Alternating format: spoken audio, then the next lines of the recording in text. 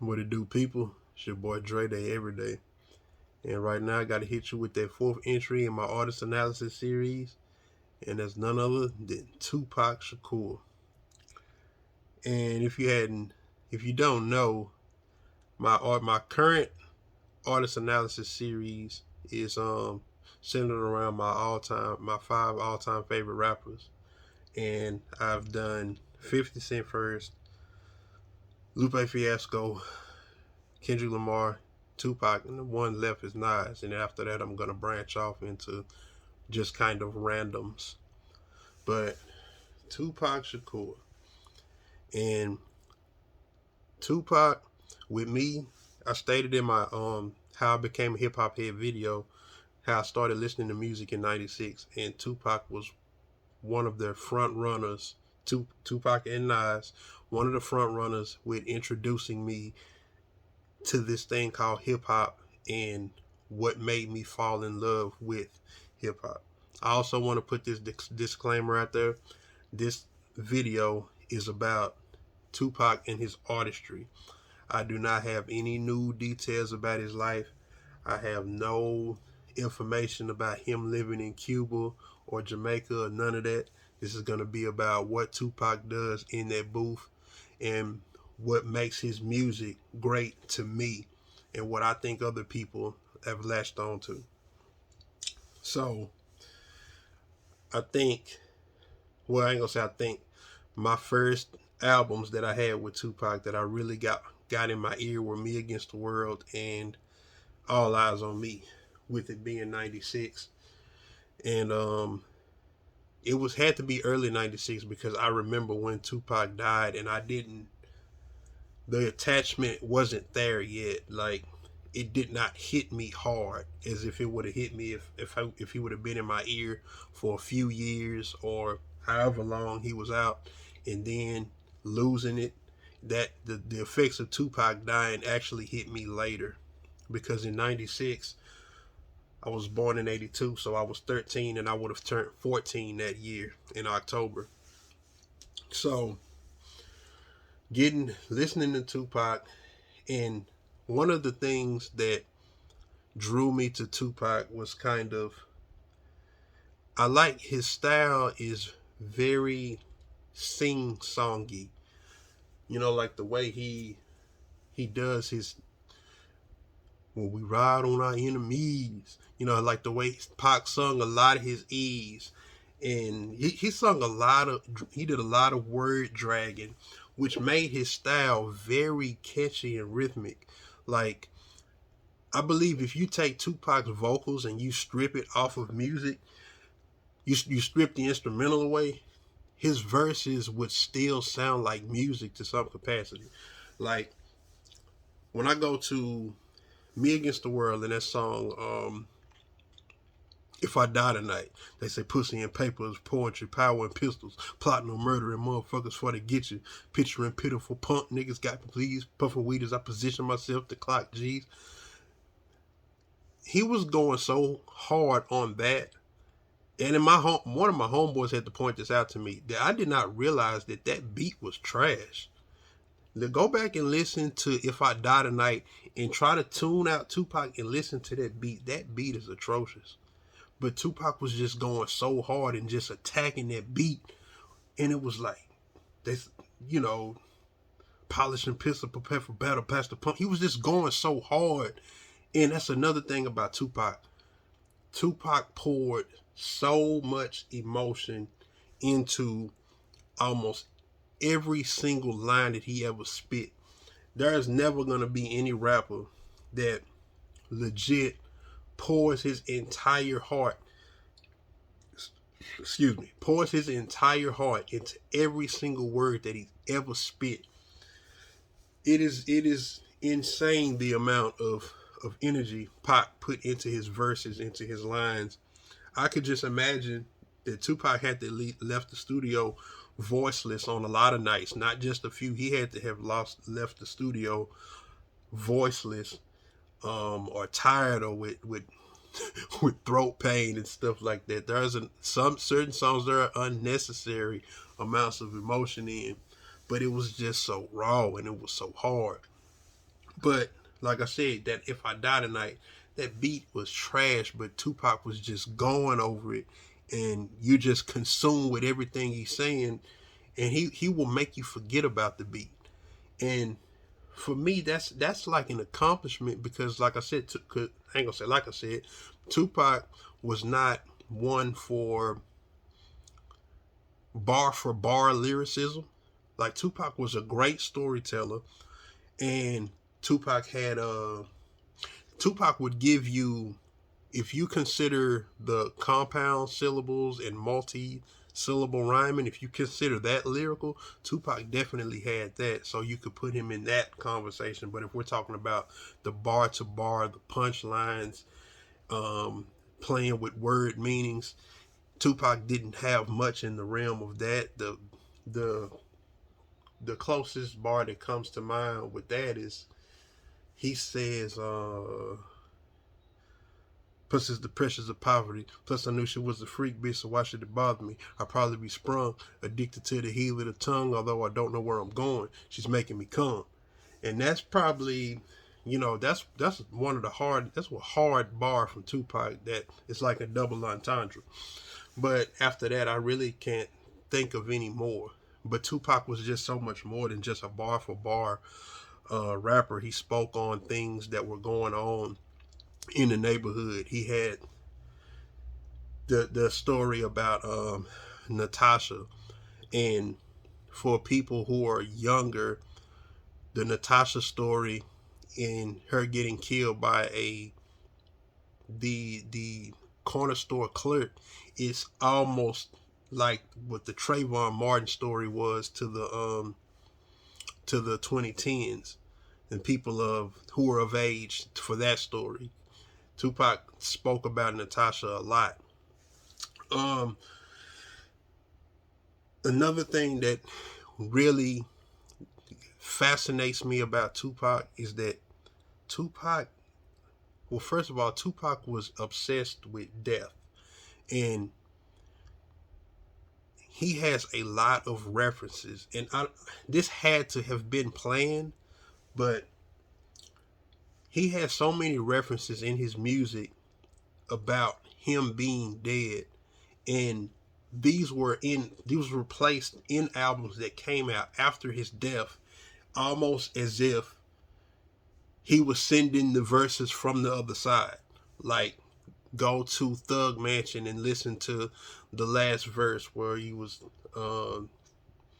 sitting and kicking it with Malcolm till the day came. Little Natasha so grown, tell the lady in the liquor store that she forgiven, so come home. He talked that. What did he say on Troublesome 96? This line fucked me up when it was like, niggas talk a lot of shit, but it's after I'm gone because they fear me in the physical form. And I'm like, then this song came out. This song came out after he died. Now, I didn't have access to the. I don't know if there were any loose recordings, because it was a different avenue to get to music in the 90s. Somebody may have found the plug and get some album leaks and probably heard it before. I don't know, but because it's called Troublesome 96. But I heard it when it released on that actually released on the Tupac Greatest Hits project, which dropped in 98. And hearing that in 98, I just kind of froze in place, like, what the fuck? Even another song on there, let me see what that song is called. Got my iPod right here because Pac got a lot of music that I don't want to do it disservice. But God Bless the Dead, the opening line, he was like, rest in peace to the motherfucking Biggie Smalls. That's another line that made me freeze in place, like, what the fuck is he talking about? Because Tupac died in September of 96 and Big died in March of 97. Now, come to find out, he's talking about somebody else. But just in that moment, that just kind of fucked me up. Tupac, as a matter of speaking about Troublesome 1996 and Tupac's Clairvoyance, that song where he goes la la la la la la la la la la la, he's rapping that song from the perspective of a boogeyman, and speaking about haunting the niggas that killed him after his death. And when you go back and you look at the people that were surrounding the Tupac when he was alive, people that had anything to do with him near his death, they did not have great luck moving forward. They're either dead or in jail now. That is completely, that is fascinating to me. That is absolutely fascinating to me. It's like, it, there's something otherworldly about Tupac's music that, and even, I was like, Tupac is like a Jesus figure to hip hop. J. Cole has a line on the song Let Nas Down where he says Pac was like Jesus. Nas wrote the Bible. That's like an accurate assessment of Tupac, because Tupac was like Jesus. When you look at his life, he cared about so much stuff, and he had these people that he took care of, and there were other people that hated him and others that wanted him dead. He even has interviews where he speaks on his life being like a Jesus. My favorite interview is his vibe interview where he was like, the things that go through in the Bible, we go through that here. And he just likened his life to being a Jesus figure. And it's just, when you just really sit back and look at it, what everything he had been through. And the thing is, he died at age 25. This is another thing that is just kind of why Pac remains in my top 5, and he didn't get a chance to evolve. Tupac, I'm 39. Tupac died at 25. This music that we're listening to of Tupac's, if you're a Tupac fan, and still, from my era, you're still a Tupac fan, I refer to the 20 to 24-year-olds, I refer to them as kids today at my age. And you're sitting up listening to all this wisdom come from a kid. And that is, at the time, he was older than me, but I still listen to his music today. I've spent the last couple weeks just revisiting his entire catalog so I can have everything fresh on my mind for this video, and just listening to the things that he says at 25. And it's like, this man lived a lot of life. He spoke on things like, on my favorite Tupac song is Blasphemy. And Machiavelli is my third favorite album of all time, next to Lupe Fiasco's Testimony Youth and Kendrick Lamar's To Pimp a Butterfly. And then Machiavelli, Don Illuminati, The 7 Day Theory. That's the actual name of the album, is Don Illuminati 7 Day Theory. Machiavelli was actually Tupac's rap name that he was going to operate under. I don't know if it would have been just for that album or if that's what he had planned to continue as if he had survived to keep on rapping, because the album is not called Machiavelli. But on Blasphemy, he says something like, memories of a past time, giving up cash to the leaders knowing damn well they ain't gonna feed us. And you look at memories of a past time, giving up cash to the leaders knowing damn well they ain't gonna feed us. We're talking about a futuristic thought that sounds like he's talking about today, which would be 2022. And this song came out in 1996. Memories of a past time. That's just something otherworldly about where Tupac went, what this man pushed out when he put his pen to paper, whether it was freestyle. Tupac did a lot of writing, but I was not there in the studio. I don't know if this stuff was, if he was drunk and high and freestyling some of this stuff, but some of this stuff was just otherworldly. And with that, could you couple that with his sing-songy and catchy style? He had a very hard divide, like where he would talk about his street stuff. Then he also had things where he would have the romantic. That's another thing. Tupac was great with the R&B record. Possibly the best rapper to cover R&B, or he's in the discussion. the best rapper to do a R&B type track and be a natural fit, Tupac is definitely great at that. Tupac also played around with arrangement. If you go to the Machiavelli album, and I spoke about 50 Cent and his songwriting, you listen to the song Just Like Daddy. Come with me in the time will roll. Dedicated slow jams on the radio. I know you're happy. I can feel your passion looking out to you just like daddy. Come on. Sunshine turns to rain. Baby, I can take away your pain if you trust me. That right there sounds like what influenced 50 Cent in his songwriting. A lot of 50 Cent with his songwriting, it seems like 50 Cent was birthed out of that type of songwriting in that particular song, and just the Don Illuminati album period. Also, Tupac, what else was Tupac did was Tupac stacked all of his verses in terms of he double recording it.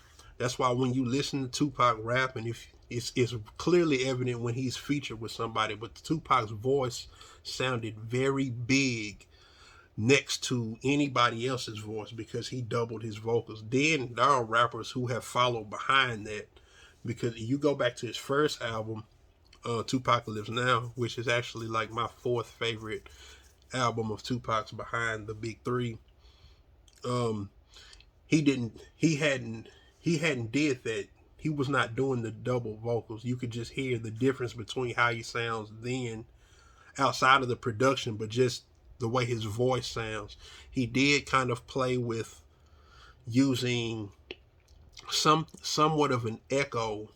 Though he had like an echo that he kind of played with in that album, and I don't know if he listened to that album and said, I wonder if I double my vocals, it'll make me sound bigger, because he does sound smaller on the Tupac Lives Now.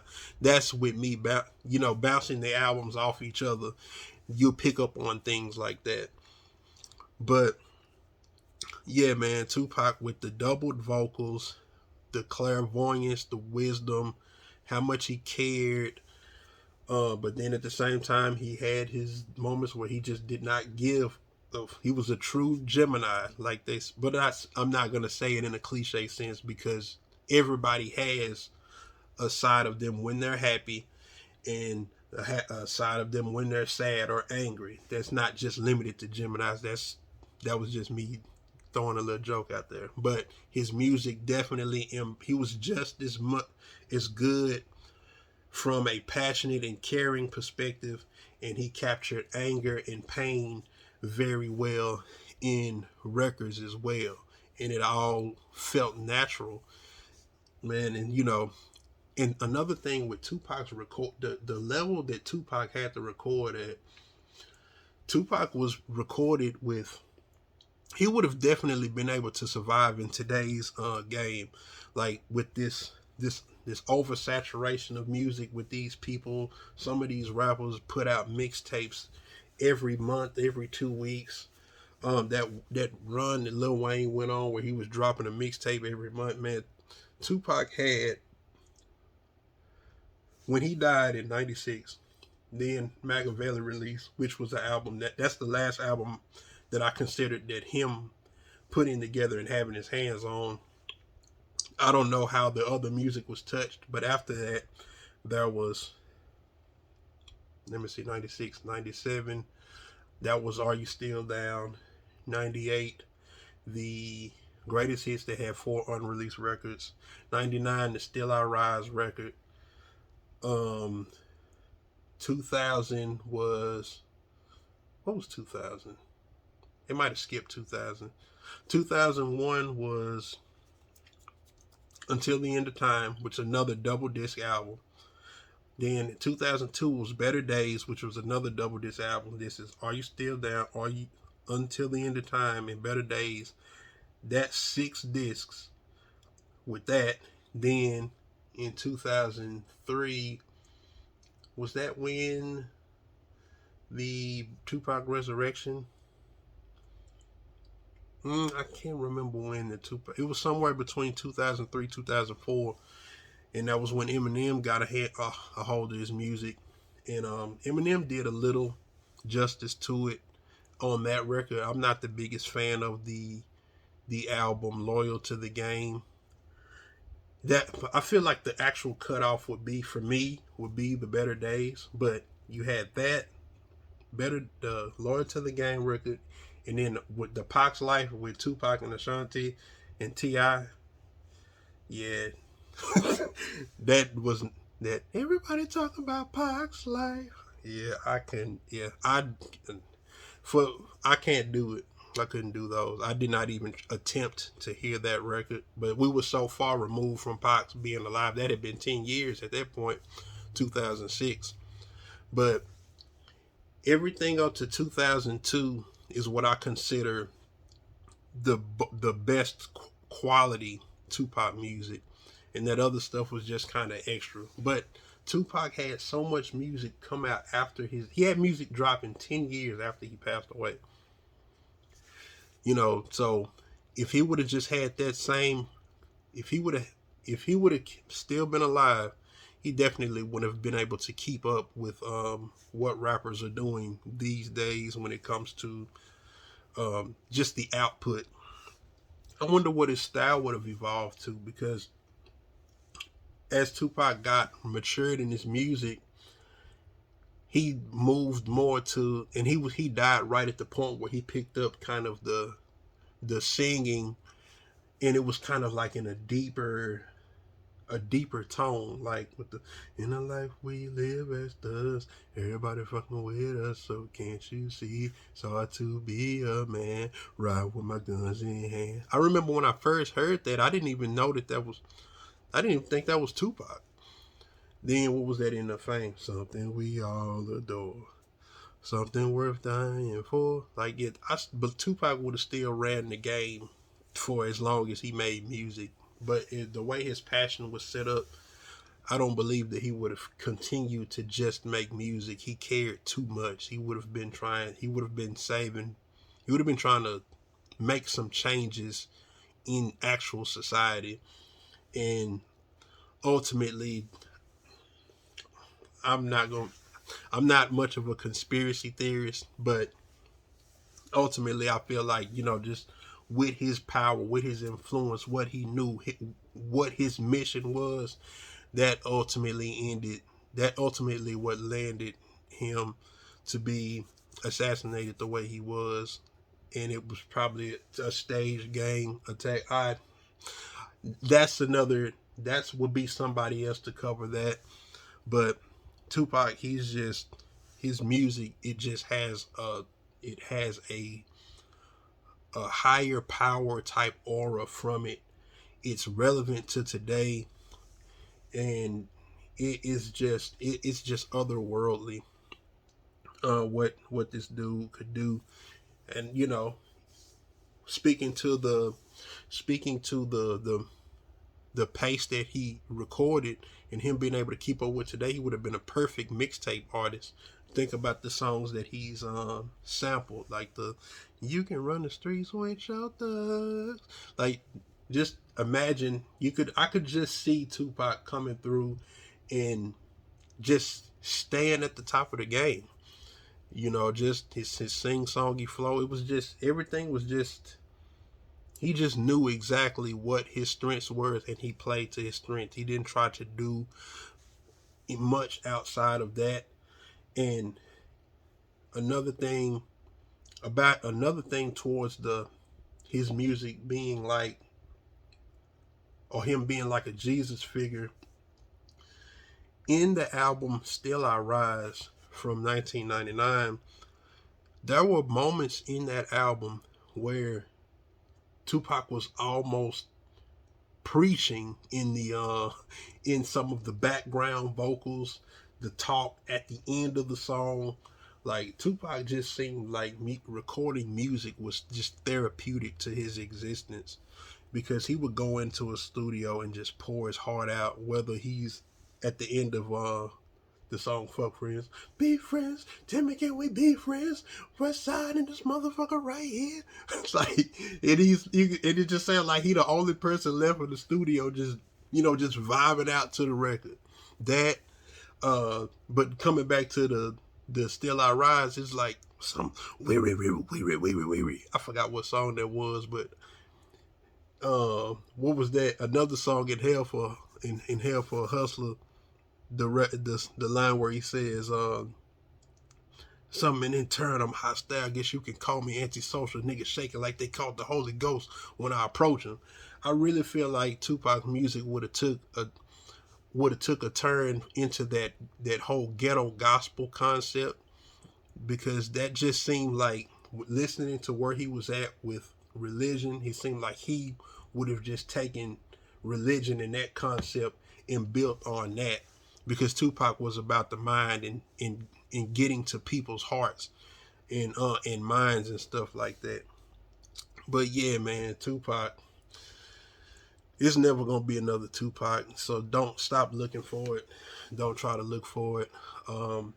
Appreciate it for what it is. He has a long, extensive body of work. My favorite albums, my top 5. I have to be cliche, but because they're my favorites. My favorites: Machiavelli. Number 2, All Eyes on Me. Number 3 is Me Against the World. For the lyric heads, Me Against the World is Tupac's most lyrical album. So if you want to hear lyrical Tupac, listen to Me Against the World. Number 4 is Tupacalypse Now. And number 5, I'm gonna say the Thug Life record. Playing that recently, like, I did that Thug Life.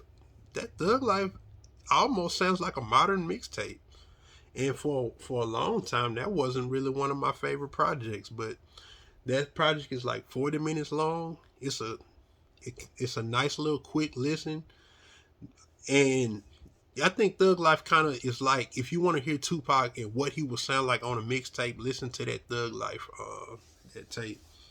And if you want to swap, if you want to go for another album or solo album for the 5th slot instead of Thug Life, I would say, if I'm gonna go with one of his post-death albums, I'm gonna go with Better Days. I really like Better Days a lot. Even though on Better Days there were a lot of records on there that I don't feel like he would have chose that production himself. His style still sounds good over like the Jazzy Fade production, and then the record with Trick Daddy, the Southern T.I.'s on there. Tupac would have fit on Southern production, but I don't believe he would have picked it himself.